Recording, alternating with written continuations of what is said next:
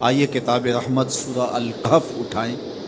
اللہ تعالیٰ نے ایک واقعہ بیان کیا ہے حضرت موسیٰ اور حضرت خضر علیہ السلام کا کہ حضرت موسیٰ علیہ السلام عزم مصمم کر کے جب چلے تو اللہ فرماتا ہے کہ ہم نے حضرت موسیٰ علیہ السلام کو جس بندے کی نشانی بتائی تھی وہ بندہ ان کو وہاں مل گیا۔ سفید چادر اوڑے حضرت خضر علیہ السلام وہاں لیٹے ہوئے تھے تو یہ جا کے ان کے پاس کھڑے ہو گئے کہ حضرت میں آپ کی خدمت میں اس لیے آیا ہوں کہ اللہ نے آپ کو جو خصوصی علم عطا کیے ہیں میں ان کو سیکھنے کی غرض سے آپ کی چوکھٹ پہ آیا ہوں۔ کہا تم میرے ساتھ صبر نہیں کر پاؤ گے، معاملے مشکل ہیں، سفر دشوار ہے، منزل کٹھن ہے اور میرے معاملات ایسے ہیں کہ تم اعتراض کرو گے اس کے بغیر تم رہ نہیں سکتے۔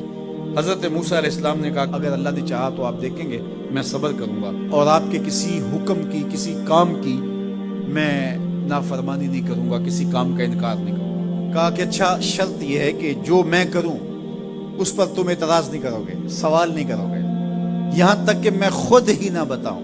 تو کہا کہ یہ شرط ٹھہری، میں کوئی بات نہیں کروں۔ فانطلقا، دونوں چل پڑے، دریا کے پار جانا تھا۔ جو کشتی کا مالک تھا، کشتی بان تھا، وہ حضرت خضر علیہ السلام کو جانتا تھا تو اس نے کرایہ بھی نہیں لیا، لیکن جب کشتی پر سوار ہوئے تو عصا مار کے حضرت خضر علیہ السلام نے کشتی کا ایک پھٹا توڑ دیا۔ تو بے ساختہ حضرت موسیٰ علیہ السلام نے کہا آپ نے پھٹا توڑ دیا، یہ سارے ڈوب جائیں؟ کہا میں نے کہا تھا نا تم میرے کاموں پہ صبر نہیں کر پاؤ۔ تو حضرت موسیٰ کو یاد آیا، کہا میں بھول گیا تھا، اس پر مواخذہ نہ کیجیے۔ پھر دونوں چل پڑے، بچے کھیل رہے تھے، ایک خوبصورت لڑکا وہ بھی بچوں میں کھیل رہا تھا۔ حضرت خضر آگے بڑھے اور اس کی گردن مروڑ دی، اس کو قتل کر دیا۔ صاحب شریعت تھے حضرت موسیٰ علیہ السلام، نہ رہ سکے، پھر بول پڑے ایک جان کو بغیر کسی جان کے بدلے میں قتل کر دیا، اس نے گوایا کیا تھا ہمارا؟ آپ نے بہت ہی جو ہے وہ غلط کام کیا، یہ کام اچھا نہیں کیا آپ نے۔ کہا میں نے کہا نہیں تھا کہ تم میرے ساتھ صبر نہیں کر پاؤ گے۔ کہا ایک موقع اور دے دیجیے، اب اگر میں نے کوئی اعتراض اٹھایا تو پھر دوبارہ مجھے آپ اپنی صحبت میں نہ رکھیے، عذر تمام ہو جائے گا۔ پھر دونوں چل پڑے، یہاں تک کہ ایک بستی میں دونوں آئے تو آپ نے بستی والوں سے کہا کہ ہم مہمان ہیں، آپ ہماری مہمان نوازی کیجیے، کھانا کھلائیے۔ تو انہوں نے انکار کر دیا، کہا کہ ہم تو آپ کو بلایا نہیں ہے، آپ خود آئے ہیں، آپ اپنے کھانے کا خود انتظام کیجیے۔ گزر رہے تھے گلی سے تو ایک دیوار گرنا چاہ رہی تھی تو جلدی سے اس دیوار کو مرمت کر دیا۔ کہا حضرت ہم اگر چاہتے تو اس پہ اجر لے سکتے تھے، انہوں نے ہمیں کھانا تک نہیں دیا اور ہم ان کی دیواریں سیدھی کر رہے ہیں۔ کہا اب تمہاری میری جدائی ہو گئی، تم نے یہ بھی اعتراض کر دیا۔ تو انہیں یاد آیا کہ وہ یہ بھی اعتراض ہو گیا، اب میں تمہیں بتاتا ہوں کہ یہ 3 کام میں نے کیوں کیے۔ اللہ اکبر۔ اب سنیے، قرآن ہمیں بتاتا ہے کہ ظاہری علم بھی ہوتا ہے لیکن کوئی باطنی علم بھی ہوتا ہے۔ کہا وہ پہلی بات کشتی والی سنو، یہ 2 مسکین بچوں کی کشتی تھی، ان کے گھر کا چولہا اس کی کمائی سے جلتا تھا۔ دریا کنارے کنارے ایک ظالم بادشاہ رہا تھا جو لوگوں کی کشتیاں چھین رہا تھا، ہم نے تھوڑا سا عیب لگا دیا، وہ ٹوٹی کشتی چھوڑ کے چلا گیا۔ اب وہ تھوڑے سے پیسے لگا کے کشتی مرمت کرا لیں گے، گھر کا چولہا جلتا رہے گا، بتاؤ اچھا کیا یا برا کیا؟ کہا رہی بات اس بچے کی جس کو ہم نے قتل کیا، اس کے ماں باپ مومن تھے، نیک تھے، صالح تھے، بچے نے بڑا ہو کے بہت برا ہونا تھا، ہم نے اس کو قتل کر دیا، اللہ اس کے بدلے ان کو بہتر اولاد دے گا۔ علماء تفسیر نے لکھا ہے اس بچے کے بدلے میں اللہ نے ان والدین کو ایک بیٹی عطا کی جس کی نسل سے 70 نبی پیدا ہوئے۔ دیوار کی کہانی بھی سن لیجیے، یہ شہر کے 2 یتیم بچوں کی دیوار تھی اور اس کے نیچے ان کا خزانہ تھا اور ان کا باپ بڑا نیک تھا۔ خزانہ دیوار کے نیچے ہے، دیوار گرنا چاہ رہی ہے، کسی معمولی دھکے سے گر جاتی۔ 2 ہی صورتیں تھی، یا وہ بچے خود اپنا خزانہ اٹھا لیتے یا لوگ اٹھا کے لے جاتے۔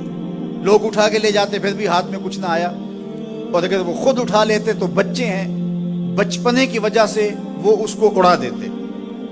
تو ہم نے اس کے اوپر دیوار کھڑی کر دی، جب تک وہ اس قابل نہیں ہو جاتے کہ یہ خزانہ نکال کے اس کو صحیح مصرف پہ لگا سکیں، اتنی دیر تک دیوار گرے گی نہیں۔ اللہ اکبر۔ وہ کسی وجہ سے دیوار قائم رہے گی، اور جب وہ اس عمر کو پہنچ جائیں گے جس عمر میں وہ اس خزانے کو سنبھال سکیں گے تو پھر دیوار خود بخود گر جائے گی اور یہ خزانہ نکال کر کے اپنے کام پہ لے آئیں گے۔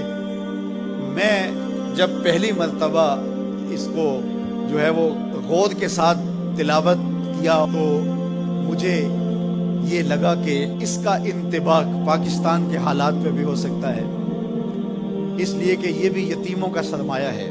کتنے یتیم روتے بلکتے رہ گئے اور ان کے سر سے جو ہے وہ سائے اٹھ گئے اس وطن کے لیے، لیکن میرے مالک نے اس ملک کے خزانوں پر گہرے پہاڑ اور بڑی بڑی دیواریں کھڑی کر دی ہیں۔ جب تک یہ قوم بلوغت تک نہیں پہنچے گی اتنی دیر تک وہ خزانے ظاہر نہیں ہوں گے، اور جب یہ قوم اپنی بلوغت تک پہنچے گی، شعوری بلوغت، فکری بلوغت، علمی بلوغت، اور رب سے جو وعدہ کیا تھا پاکستان کا مطلب کیا، لا الہ الا اللہ، جب اس بلوغت تک یہ پہنچ جائے گی، اس وعدے کی تکمیل ہوگی، پھر رب دیوار ہٹا دے گا اور پاکستان کو اللہ اتنے خزانے دے گا اور پاکستان ایسا مالا مال ہوگا دنیا دیکھنے آئے گی انشاءاللہ۔